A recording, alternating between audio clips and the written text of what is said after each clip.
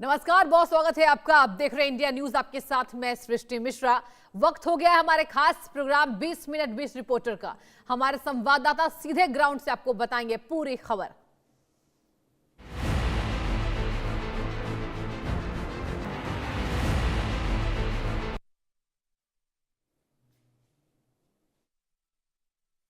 कि ईरान में जो प्रोटेस्ट हैं वो काफ़ी लगातार हिंसक रूप लेते जा रहे हैं। दिन पे दिन हम देख रहे हैं किस तरीके से ईरानियन पुलिस और मिलिट्री जो पर्सनल है वो प्रोटेस्टर्स को मार रही है। अभी एक इंस्टेंस में ये भी वाकया सामने आया कि IRGC गार्ड्स ने कुछ ईरानियन प्रोटेस्टर्स पे ओपन फायरिंग कर दी, जिसकी कंडेमनेशन हो रही है। कुछ ईरान के जाने माने तकनीकी डोमेन से कुछ एक्सपर्ट्स हैं, टेक्निकल एक्सपर्ट्स, जो रज़ा पहलवी को सपोर्ट कर रहे हैं। लेकिन US प्रेसिडेंट डोनाल्ड ट्रंप का ये मानना है कि रज़ा पहलवी पूरी तरीके से जो है मेजॉरिटी नहीं ले पाएंगे और ईरान को लीड करना उनके बस की बात नहीं। लेकिन कहीं ना कहीं काफ़ी जो है सिनेरियोज निकल के आ रहे हैं।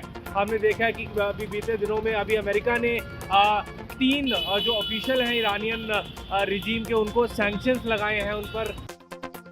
आखिर ट्रंप को मिल ही गया नोबेल पीस प्राइज। जी हां, वेनेजुएला के ऑपोजिशन लीडर मचारो ने डोनाल्ड ट्रंप को नोबेल पीस प्राइज दिया है। उनकी मुलाकात व्हाइट हाउस में हुई थी, जिसके बाद ये मेडल जो है वो वेनेजुएला के ऑपोजिशन लीडर ने US प्रेसिडेंट को दिया। आपको बता दें कि नोबेल पीस प्राइज मिलने के बाद ट्रंप ने वेनेजुएला के ऑपोजिशन लीडर को एक बेहतरीन महिला बताया और इसी के साथ ही उन्होंने बोला कि उन्होंने बहुत सारा कुछ सहा है और इसके बाद जो ट्रंप ने काम किया है, जो उन्होंने काम किया है, उसके लिए वेनेजुएला के ऑपोजिशन लीडर ने उन्हें नोबेल पीस प्राइज दिया है। फिलहाल काफी ज्यादा पॉलिटिकल इंस्टेबिलिटी और जो वेनेजुएला में बीते दिनों हुआ, जिस तरीके वहां के राष्ट्रपति को US ने उठाया, उसके बाद वहां के ऑपोजिशन लीडर की तरफ से ट्रंप को ये नोबेल पीस प्राइज जो है वो दिया गया है और इसके बाद काफी ज्यादा पॉलिटिकल रिएक्शंस जो है वो देखने को सामने मिल रहे हैं। फिलहाल देखना होगा आखिर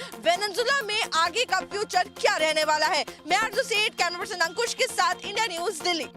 24 घंटे बाद पश्चिम बंगाल में आ रहे हैं प्रधानमंत्री नरेंद्र मोदी। ठीक उसके पहले ही पश्चिम बंगाल का 2 जिला पर लगातार प्रोटेस्ट जारी है।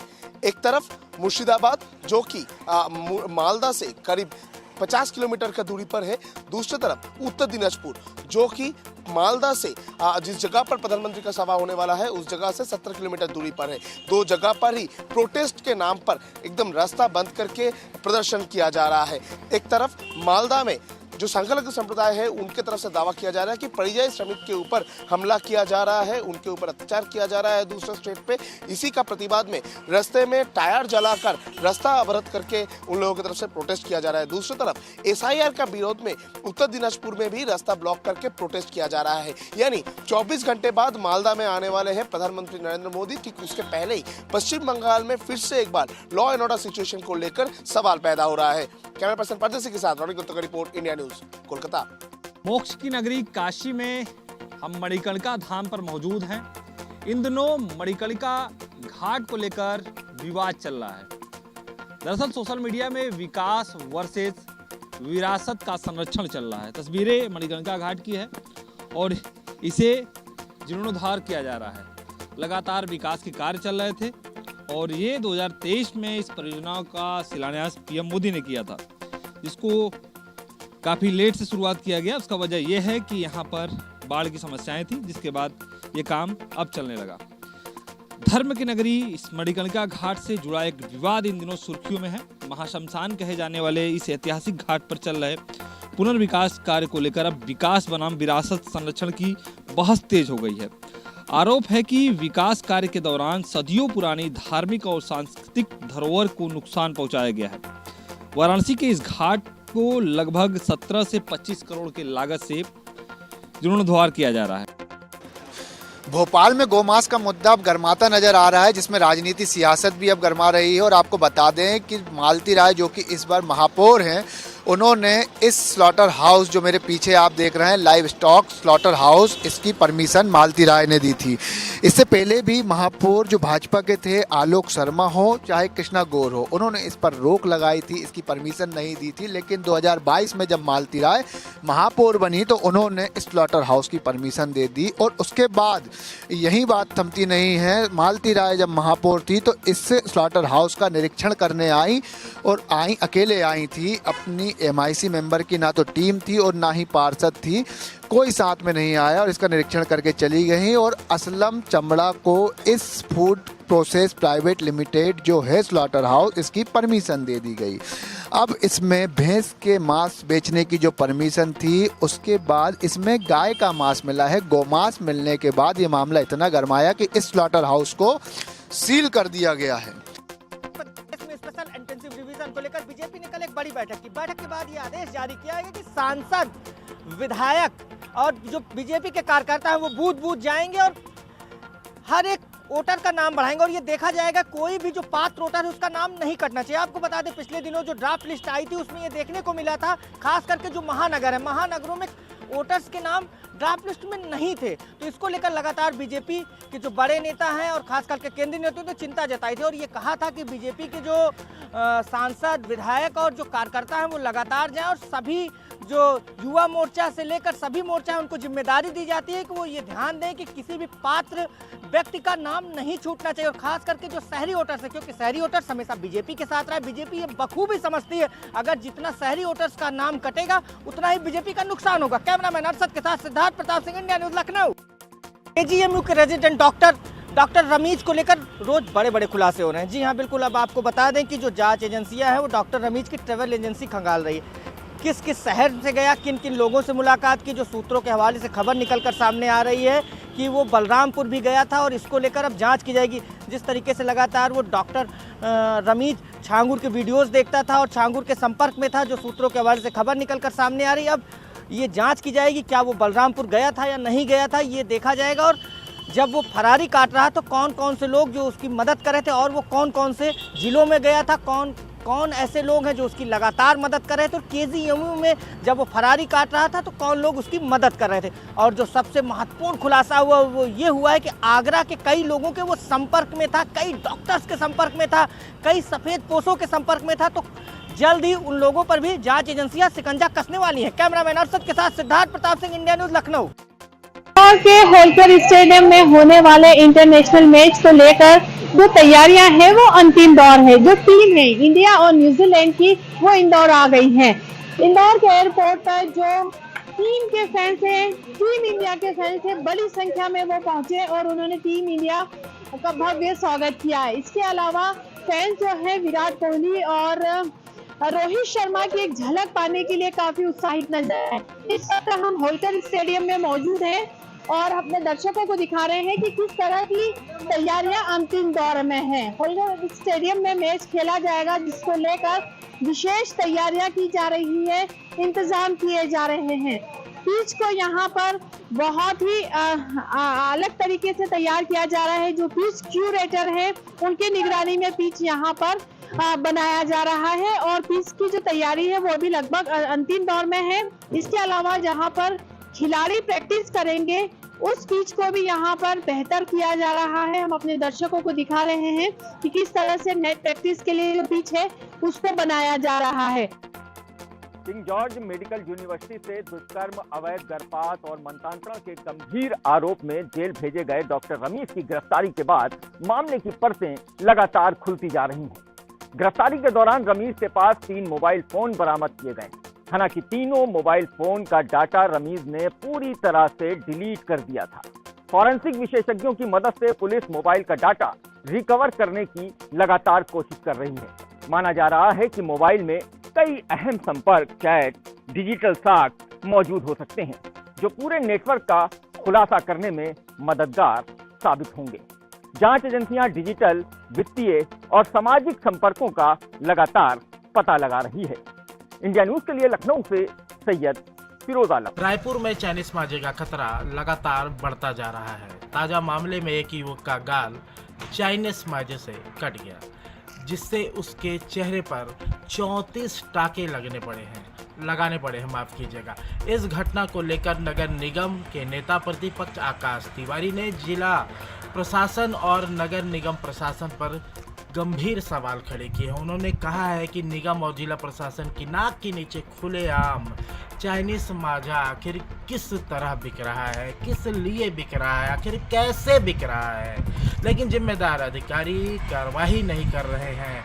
आकाश तिवारी ने यह भी मांग की है कि चाइनीज माजा की बिक्री पर तुरंत रोक लगाई जाए और दोषियों पर सख्त कार्रवाई की जाए ताकि ऐसी घटना दोबारा न घट सके। फिलहाल रायपुर इंडिया न्यूज के लिए जगदीश सिंह।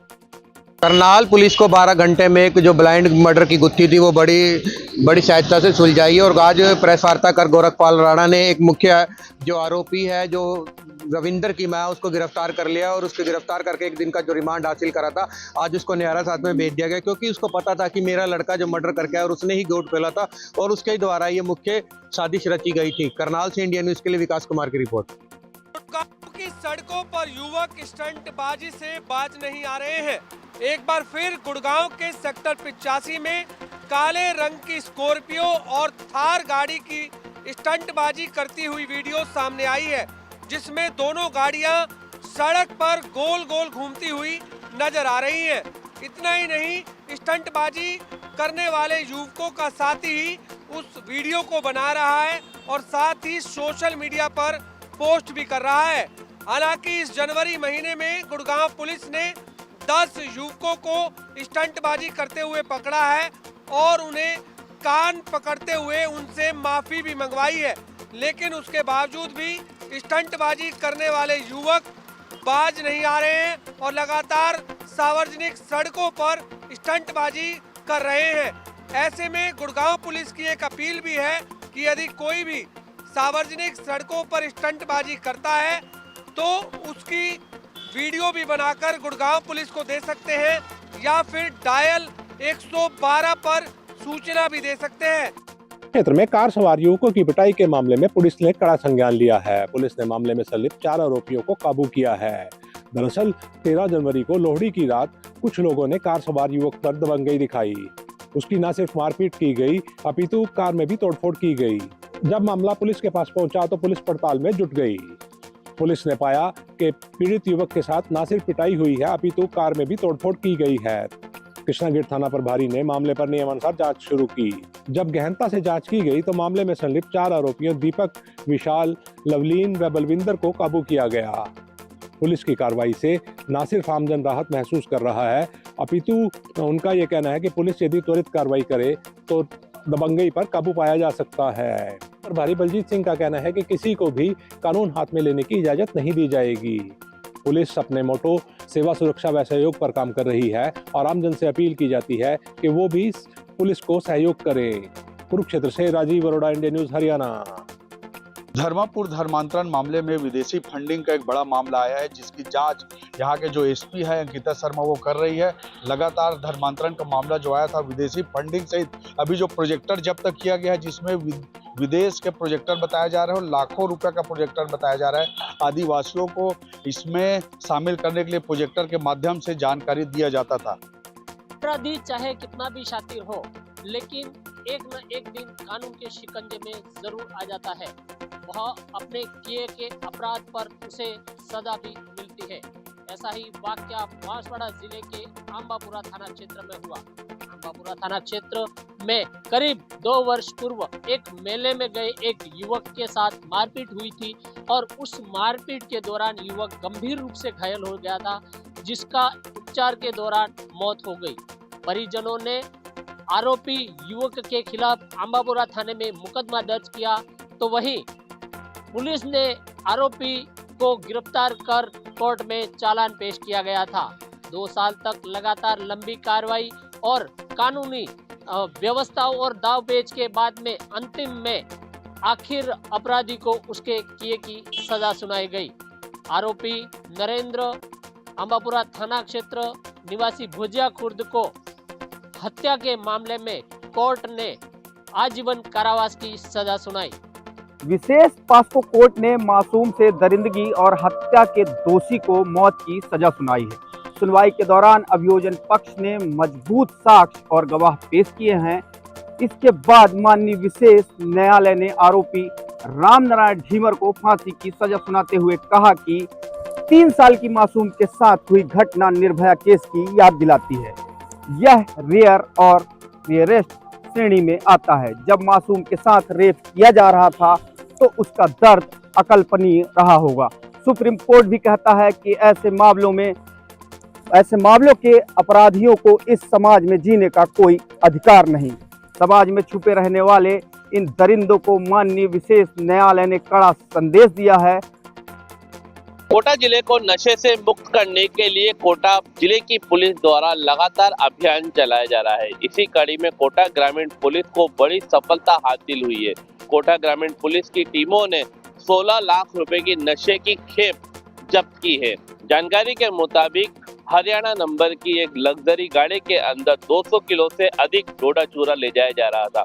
ये डोडा चूरा 12 जिले के छिपा बड़ों से लेकर दूसरी जगह पर शिफ्ट होना था, लेकिन मुखबिर की सूचना पर पुलिस ने तत्काल कार्रवाई करते हुए 16 लाख रुपए का नशे की खेप को बरामद कर ली है और उसे जब्त कर ली है। इस मामले में पुलिस ने 2 तस्करों को गिरफ्तार किया है, जिनसे लगातार इस संबंध में पूछताछ की जा रही है। इसके पहले भी कोटा शहर पुलिस ने ऑपरेशन गरुड़ अभियान चलाते हुए कोटा जिले को नशे मुक्त करने के लिए अलग अलग तरह की कार्रवाई की। राजस्थान की राजधानी जयपुर के घाटगेट इलाके में स्थित सेंट्रल जेल में 2 कैदियों के बीच लड़ाई झगड़े का बड़ा मामला सामने आया है। मामला कल सुबह का बताया जा रहा है।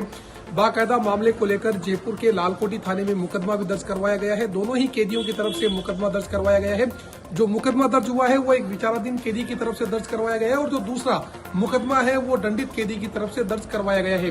बाकायदा पूरे मामले को लेकर लालकोटी थाना पुलिस से जांच कर रही है, लेकिन जिस तरीके से लगातार सेंट्रल जेल में कभी मारपीट के मामले सामने आ रहे हैं, कभी मोबाइल मिलने के मामले सामने आ रहे हैं और कभी अन्य मामले सामने आ रहे हैं, इन तमाम चीजों को लेकर जेल प्रशासन भी कहीं ना कहीं सवाल खड़े होते हुए दिखाई दे रहे हैं। बहरहाल जिस तरीके से पूरे मामले को लेकर यदि बात की जाए तो कहा जा सकता है कि जेल प्रशासन भी पूरे मामले में चोटिल हुआ है, लेकिन जेल प्रशासन की तरफ से कोई भी मुकदमा है वो अभी तक लालकोटी थाने में दर्ज नहीं करवाया गया है। बहरहाल इन तमाम चीजों को लेकर क्या कुछ एक्शन पुलिस की तरफ से लिया जाता है, फिलहाल वक्त बताएगा। Mohammad Razaullah, India news. तालाब में एक कार में 2 डेड बॉडी मिलने से इलाके में हड़कंप मच गया। आपको बता दूं, टोंक जिले के पीपलू थाना क्षेत्र के अन्य काकड़ गांव में सुबह जब ग्रामीण उठे तालाब की तरफ गए तो वहां पर एक कार डूबी मिली जिसकी इत्तला झिराना पुलिस को दी। झिराना पुलिस ने कार को निकाला तो वहां 2 डेड बॉडी मिली, जो डिग्गी थाना क्षेत्र के सोडा गांव के 2 निवासी बताए गए हैं।